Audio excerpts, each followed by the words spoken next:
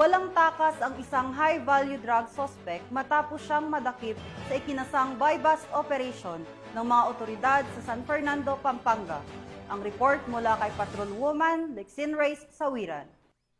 Ang isang high-value drug suspect sa matagumpay na buy-bust operation ng Special Drug Enforcement Unit ng San Fernando City Police Station sa Barangay Kalulot, City of San Fernando, Pampanga. Ang nasabing operasyon ay pinangunahan ni Police Lieutenant Colonel Aris Gonzales, hepe ng naturang istasyon, sa ilalim ng pamumuno ni Police Colonel Eugene M. Marcelo, Provincial Director ng Pampanga PPO. Kinilala ang suspect na si alias Chov, 23 anyos na lalaki, walang trabaho at residente ng New Barrio Kalulot bilang pangunahing target ng operasyon na isinagawa sa pakikipagtulungan ng Philippine Drug Enforcement Agency ng Regional Office 3. Nasamsam mula sa suspect ang tinatayang 60 gramo ng hinihinalang shabu na may halagang humigit kumulang 408,000 pesos batay sa standard drug price. Kasalukuyang nasa kustodi ng San Fernando City Police Station ang suspect at mga nakumpiskang ebidensya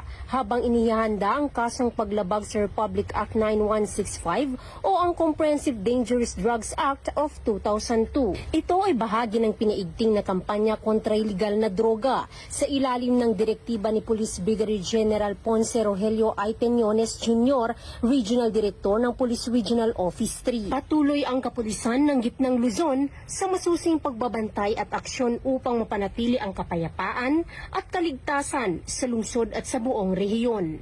Mula dito sa Gitnang Luzon, ako ang inyong PNN correspondent, Patrolwoman Lexin Reyes A. Sawiran, alagad ng batas, tagataguyod ng Balitang Pulis.